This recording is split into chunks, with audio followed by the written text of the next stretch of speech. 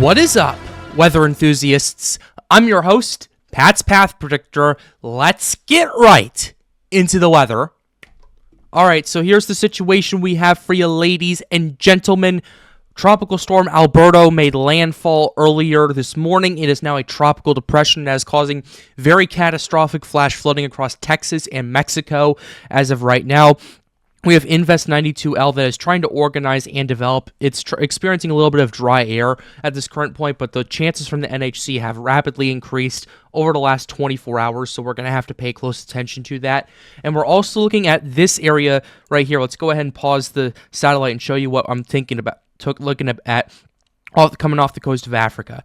What's coming off right there, what came out last night, was a monster tropical wave that came off the coast of Africa, and as soon as it entered the water, it started to lose a bunch of convection. That typically happens when it comes to tropical cyclones, but a monster tropical wave came off last night that we're going to have to pay attention to, because I've been talking to Weather Center Nazario about this, and he thinks that there's might be a possibility for development if the conditions are just right as this approaches the Lesser Antilles. He pointed out some ensemble models that he was showing that this thing could possibly approach the Antilles and allow for some development to happen. We're going to have to pay attention to all of that right here, and we're going to go over all of this right now here on the Pat's Path Predictor channel. But before we get into the big stuff right here, let's go ahead and go to the NHC right here.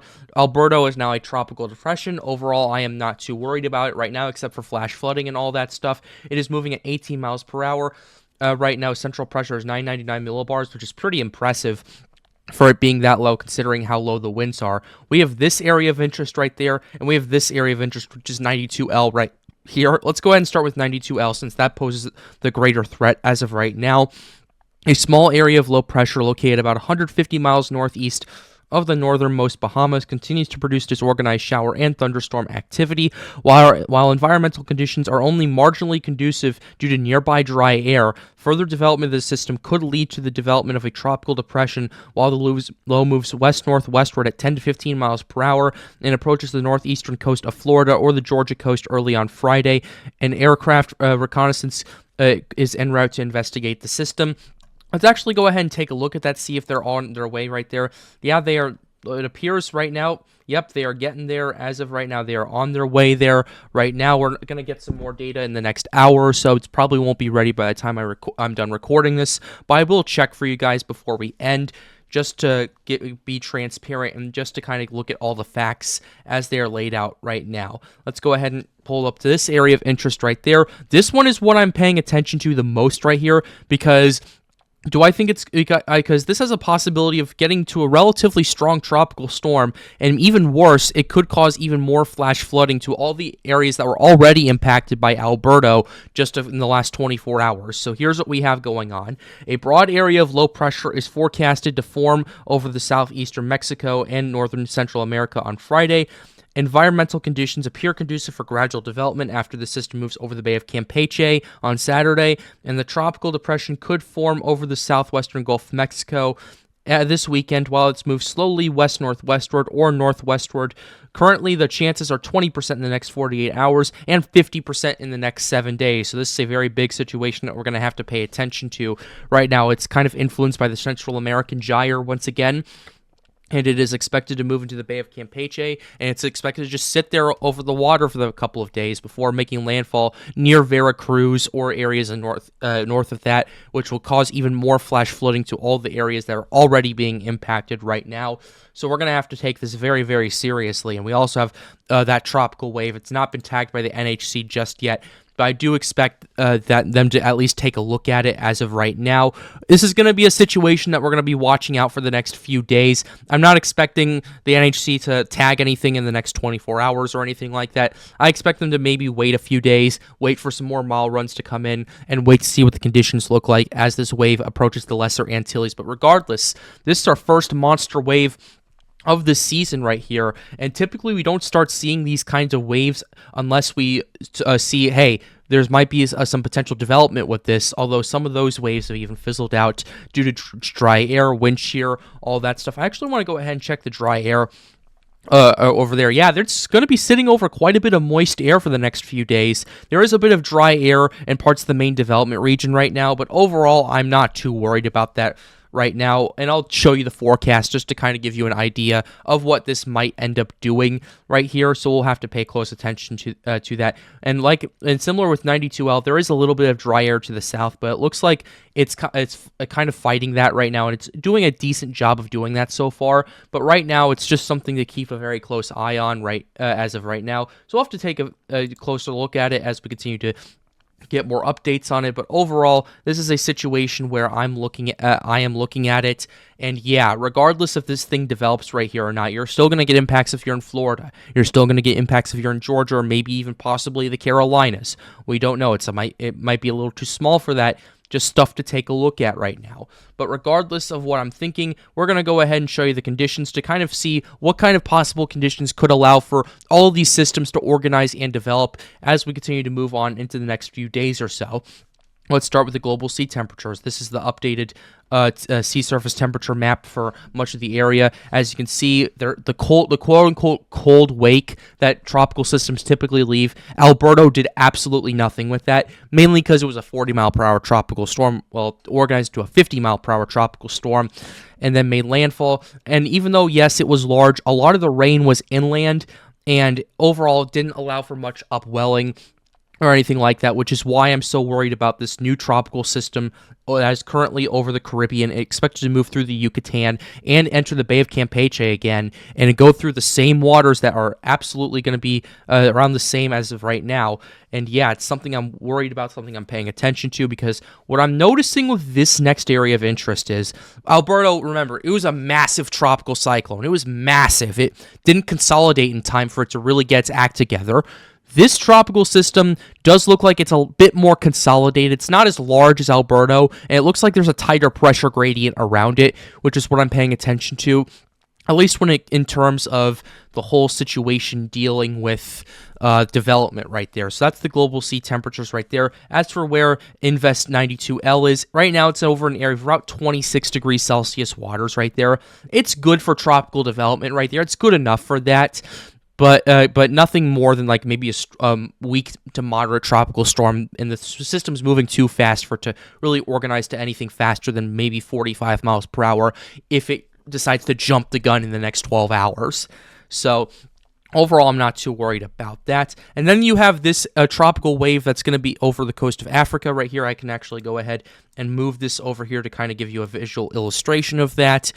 This is what we have right here. It's going to be moving over throughout its entire journey, 28 plus degrees Celsius or 82 plus degree Fahrenheit waters across the main development region as it approaches the Antilles, possibly. There is going to be some challenges for this thing to organize and develop, but overall, it's looking like a pretty interesting shot at something happening right there, and that's definitely something I am not ruling out at this current point in time. So let's go ahead and show you the wind shear right now. Let's go ahead and pull that up right here. Actually, before we even do that, we got to pull up the OHC. Patrick, you're going 3 steps ahead right now. I apologize for that. But anyway, OHC, nothing has changed in the Bay of Campeche or the Gulf. That's why I'm still worried about about this new tropical system. Invest 92L, there is a bit of OHC that it's been tapping into, but overall, I'm not too worried about the OHC over there. But I'm worried about the OHC that's in the main development region right now, and in parts of the Caribbean and the Antilles over here for this monster tropical wave. So where it's going to be moving through is it's essentially going to be going through OHC values around 50 to 75, maybe cracking 100 if it kind of curves far enough to the south before pivoting towards to the north-northwest as it approaches the Antilles. And then from there on out, we start to see these OHC values get up to 125, 150 OHC, which is absolutely the last thing you want to see, especially if you have the best conditions that are possible out there, which, again, we'll have to pay attention to those, but we'll have to keep, but still, it's something you have to be worried about, and I'm really concerned about all this monster OHC in the Caribbean Sea, especially for later down the season with August coming up, with July coming up, with September coming up, all those months right there. That could possibly be a big tropical threat if this thing continues to organize and develop. So with that being said, let's go ahead and jump into the wind shear right here. This is the wind shear map. This is why Invest 92L is organizing. The wind shear collapsed. And with that, with the weaker wind shear, it's allowing it to organize a lot more and allowing it to possibly strengthen if it ends up developing. Just some dry air is kind of intruding, and that's a little bit of the issue. But what we have right here in parts of the Bay of Campeche in the Gulf, yeah, there's a bit of wind shear that's kind of moving through as of right now, but I fully expect that to reduce, and I fully expect that to retract further to the east as this system starts to move through. Again, we are already seeing an oblique pocket of wind shear near Guatemala and El Salvador and those areas right there. Still something to pay attention to, of course. And according to the computer models, all this wind shear just pivots further to the east as this thing enters the Bay of Campeche. Main development region is a bit of a mixed bag. It's going to be off and on, off and on, off and on, off and on, and off and on for the next couple of months or so. It's going to probably collapse starting around mid to late July, but overall it's going to be off and on, off and on. So we'll have to pay attention to that, especially as that tropical wave moves out. Right there. So let's go ahead and show you some forecast models. I want to go ahead and start with the shear forecast, and I want to start with the moisture forecast for this video right here. Let's go ahead and do that for you guys real quickly. Here's the 2 to 850 millibar wind shear right here, and we'll go ahead and start with this as of right now. So this is what we have from the European, the 0Z. Again, there's going to be that wind shear that's still there, but it's going to really recede quite a bit and allow for this system to possibly organize and develop over here if this system continues to move at the way it's projected to at this current point. Overall, I think, in my opinion, these are going to be even better conditions, at least in wind shear terms, than Tropical Storm Alberto was dealing with. And considering the fact that this is going to be a relatively smaller system in comparison to Alberto, yeah, it's going to have an easier time to organize and develop and possibly strengthen into something stronger than 50 miles per hour if it wants to end up doing so. I'm not sure. Yeah, this thing hasn't been tagged in Invest yet, so we can't show you any hurricane models with that, unfortunately. However, we do have operational models, and we can go ahead and kind of base an estimate off of those right there for you guys while we're waiting on some new information with that. 92L is going to be dealing with not very much wind shear, although it's only got about, I'd say, 24 to 36 hours before making landfall.